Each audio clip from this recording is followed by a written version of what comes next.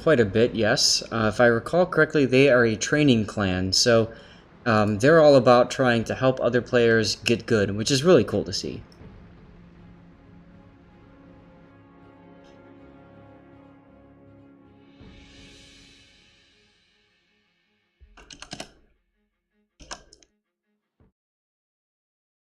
All right, we'll get queued up here. Warriors Path, back to Erie's, the way it should be. They have it set for tier 10. We'll get them to fix that.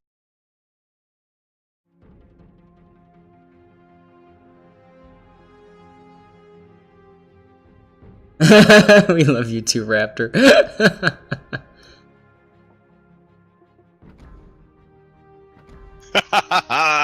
JCF. I had so much fun casting the Impact guys back in Supremacy League Season 5, and there was a couple of moments where, like, every time I looked at JCF, he was playing as North Carolina, he was always on fire. Always on three fires on him. And so at one point, I'm casting this match, and I'm like, oh, there's JCF doing what he does best, being on fire, or something like that. It was hilarious. And he clipped it later and was like, rude. That was so funny. That's awesome. All right, there we go. I am ready. Let's do this. Starting with Warriors Path, moving on to Tears of the Desert, another map that we have not yet seen King of the Sea play, another map that has recently been caps have been changed, the islands have been changed, and it like Trap, it has been shrunk from 48 by 48 to 42 by 42.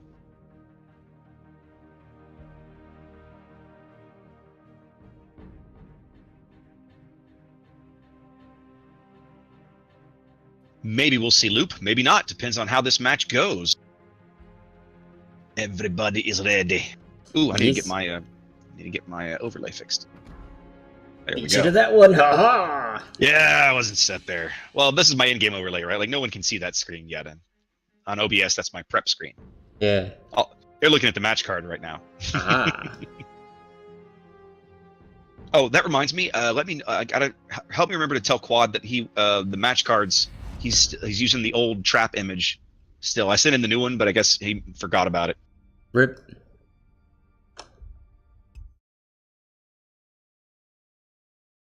And right. We are dropping.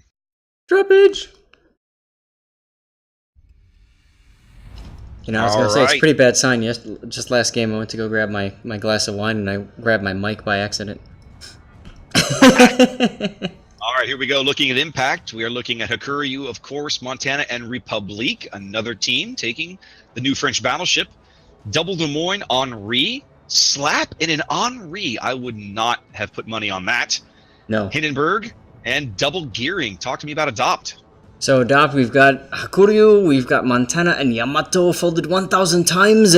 We've got Des Moines, Hindenburg times 2, Zhao, Erie, and double gearing. Very interesting seeing so much gearing. A lot of gearing.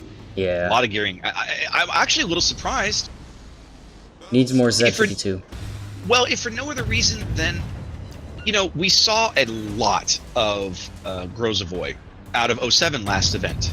And I figured, maybe clearly incorrectly, that a lot of people would look at 07 and what they had done with their Grozavoys and try to emulate it. Like, hey, it worked for them, great AA destroyer, da-da-da-da. We're not seeing that. You know, for whatever reason, we're just not seeing it. So. Yep, absolutely.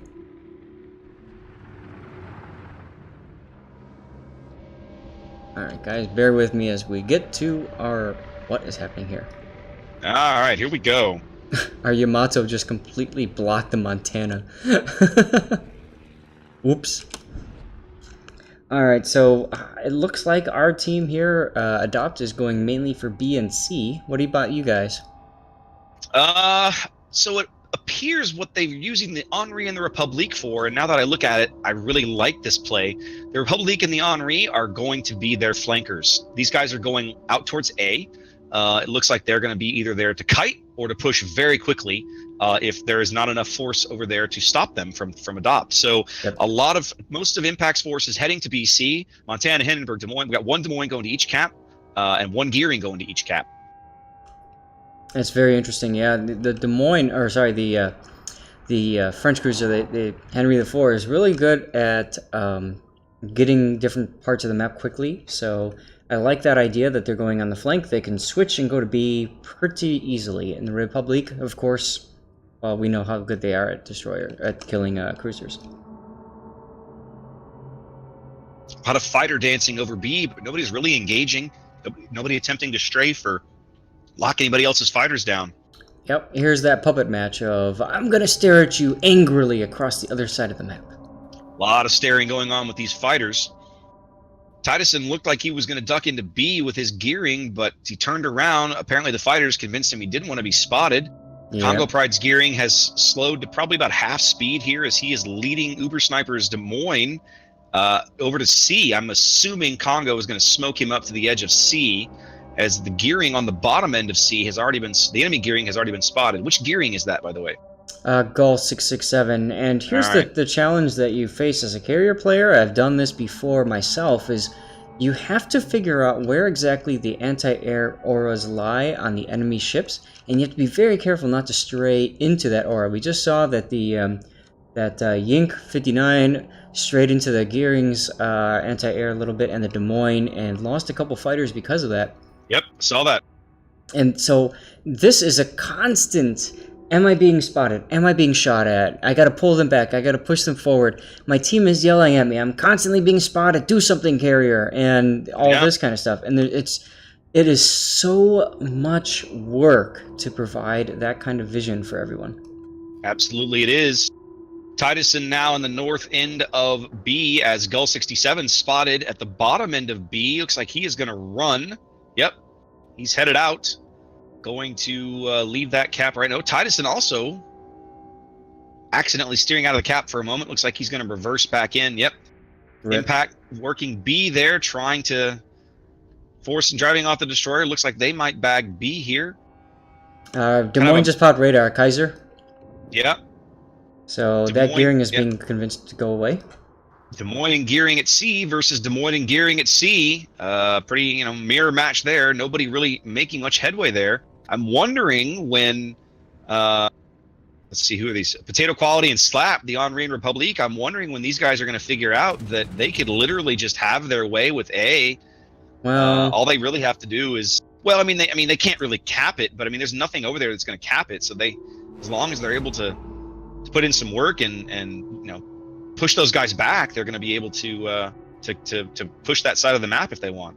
Yeah, my bigger concern is the fact that A and C now adopt is really spread thin, and I think the result is going to be that the group at B cap is going to make something happen on the Impact side.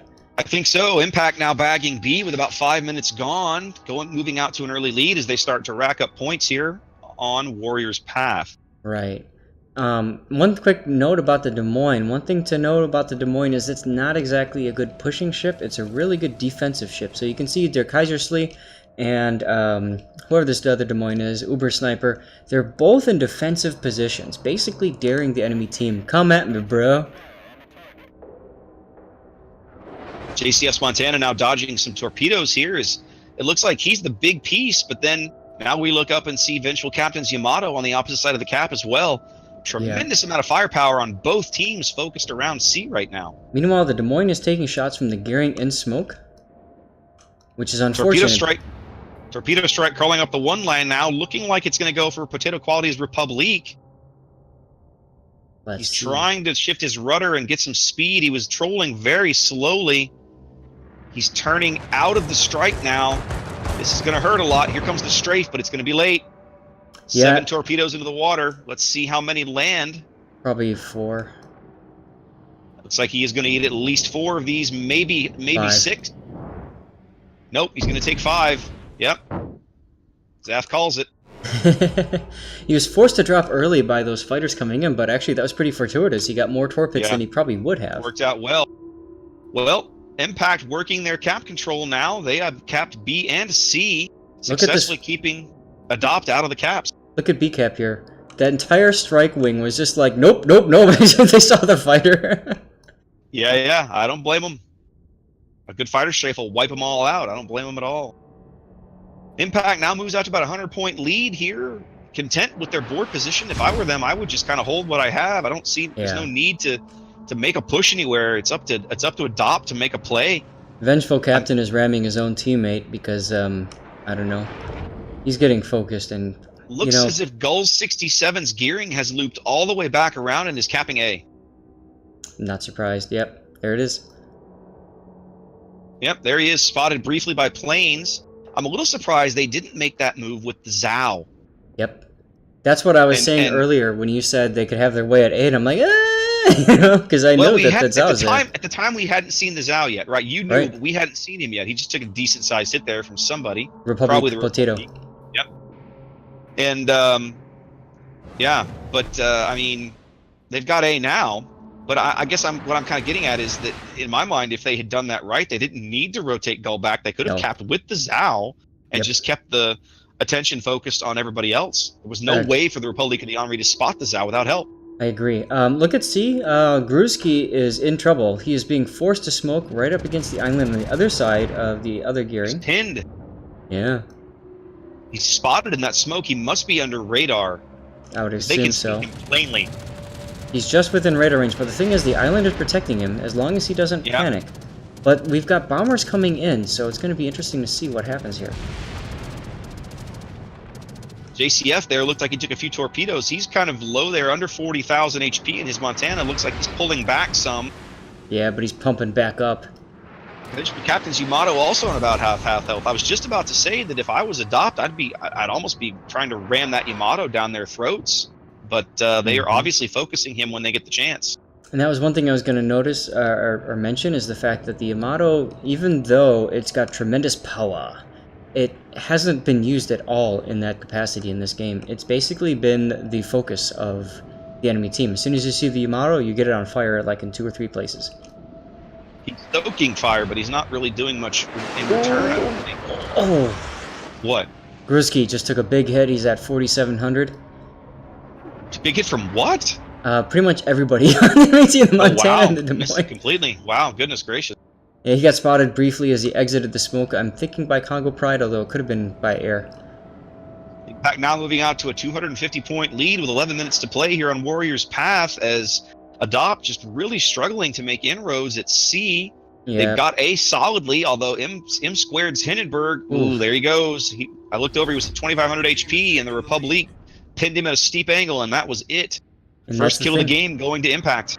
That's the thing about the Republic is it's got that power to pen from any angle. Well, you have to know how to play it. Look at B. Here comes Gull doing work again, getting into B, starting to flip it as Kaiserlich's Des Moines rotates back to B as well to support him. Yep. Homicide's Des Moines on the north end of the cap. Oh, there goes Gruski finally. And Gull is now in the right spot. Gull is on the bottom end of the cap. He almost would have been better to steam over and meet Kaiserlich and try and smoke them both up. Yes, that's what I was just going to comment on. That's the safe place. He's right exposed in the open right now. And if he smokes that, Des Moines going to spot him. Torpedo strike coming. Well, yeah, I mean, they can smoke and Des Moines would spot both of them. Mm-hmm. Which may be what he was thinking. It's maybe why he didn't bother with it. Pops his DF and drives off the torpedo bombers, killing them all. Won't take any torpedoes there as Titusson is spotted now on the north end of the cap. This is good. Run. Taking solid damage here. Impact now out to a 450-point lead. Up 2 ships. Gone. Oh, but they bagged Titusson. It's a big kill.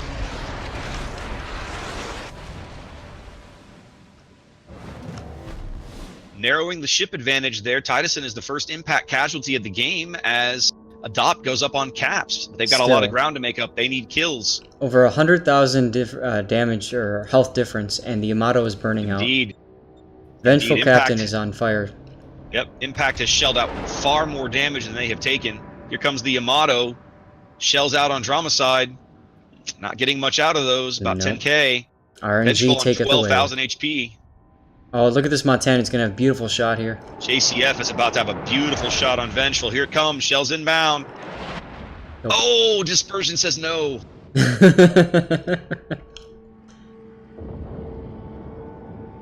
Dramaside's. Des Moines gets into the act now, trying to light him on fire. Stern turrets from JCF putting a little bit of damage into Vengeful. Vengeful is the lowest ship on the board. Yep, and Gull needs to be smoking him right now. He's not, though. No? Where is Gull? Gull, it just went right past him. Yep. Yeah. He's Bell's torping the smoke crap got out of the dumped Montana. behind him.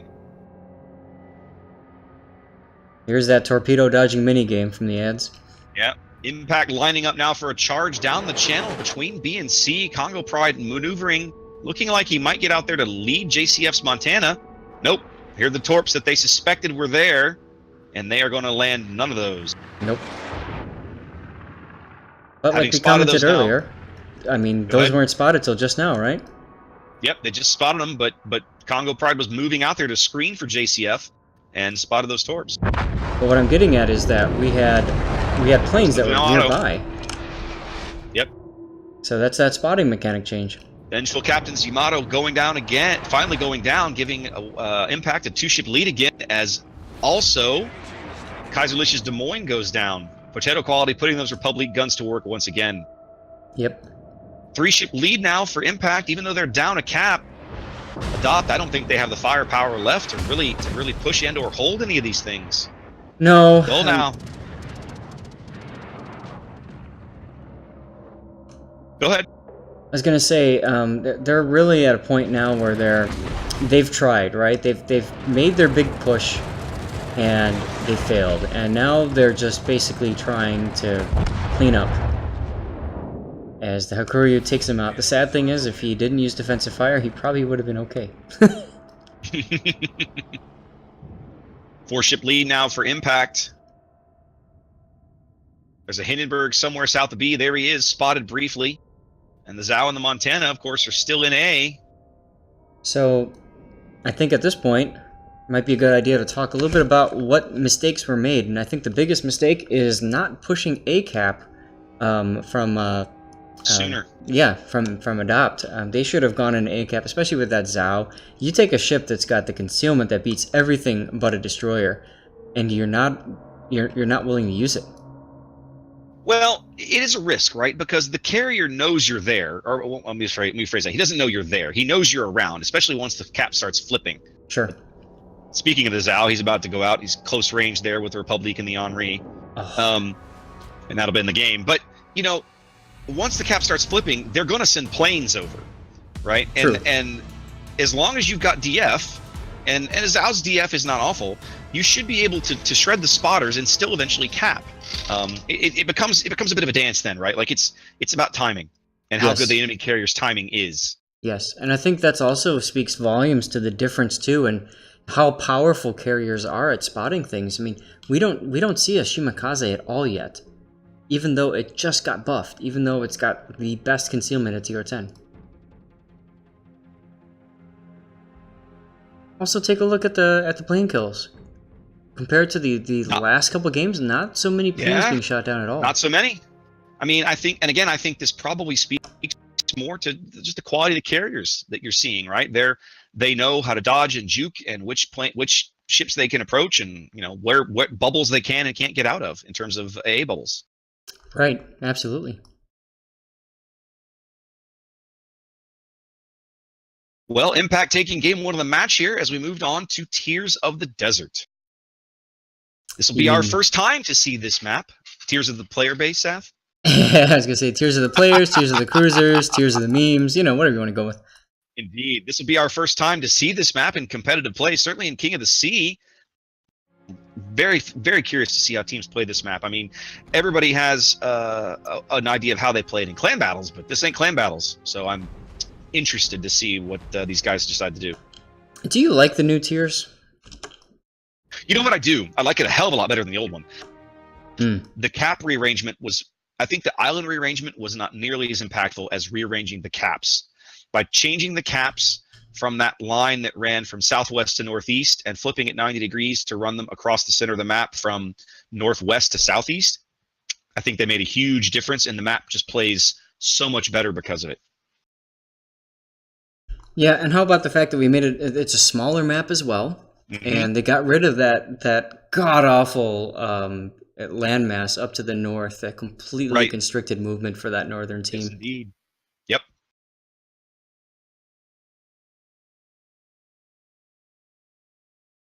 Yep, pretty excited about this map. I actually come to where I quite like playing this map in clan battles. I think it's one of their better maps. Well, you're a cruiser player, and I mean, yes, sir. This map There are so many options for cruisers, especially long-range cruisers like Hindenburg. I mean, when season 2 started, and I remember I was going around in Hindenburg, and there'd be like Moskvas, like camping ACAP and stuff, and I mean, I'd be all the way down south by sea, and I'm still able to hit them. That's Yeah, awesome. it's because again, shrinking the map, and honestly, we'll talk about this real briefly because we had a map pool change on the NA server, right? Like we originally the admins got together, myself, Kami, Samurai, and Voss, and was that just the three of us? Yeah, it was just the three of us. And we set that, and we set the map rotation, and we intentionally picked smaller maps to drive more action, and we to every single map we chose had a tournament spawn. This was intentional, because killing yourself with a carrier is, from a caster perspective, it's a pain in the ass. It takes time you don't want to spend. It's just needless. It's just silly. And we got a lot of flack for the maps that we picked. People were like, "Oh my god, these maps are so tiny," and that was kind of like, fellas, you play these maps already in clan battles, half of them. Like, come on, And let's be honest, on some of the bigger maps, and we saw this on the map that we just cast, Warrior's Path, is a 48 by 48 map. These teams spend the better part of 5 minutes just trying to get ships where they're relevant. And on the smaller maps, you don't have that much downtime. And I personally feel like, from a tournament perspective, it makes the games not only more interesting, but it makes the whole game play faster. And Warships is not a fast game, right? Not in general. So yeah. The big thing though about shrinking the map is that it allows for more tactical movements. So you can flip from one side to the next, and you can get there relatively quick, especially with engine boost. Yeah, makes a big difference. It makes ships like the French battleships and French cruisers a little more attractive, perhaps, because you can flex that speed, and it's meaningful on the slightly smaller map. The other thing that kind of mystified me about the complaints we got was that 6 kilometers, it's only 6 kilometers square, right? Like it's not a radical change. It is and it isn't, right? Like the map is smaller, yes, but it's not like I went from a 48 by 48 map and cut it in half down to 24 by 24. Yep. We only shaved 6 kilometers off a side. It shrinks the area just a little bit and forces the teams to see each other in combat a little sooner. That's mainly what it does. Yep.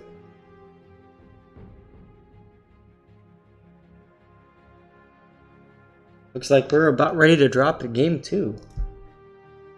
Excellent. Now, they could choose to spend an entire 10 minutes max between games, but clearly both teams here are ready to go.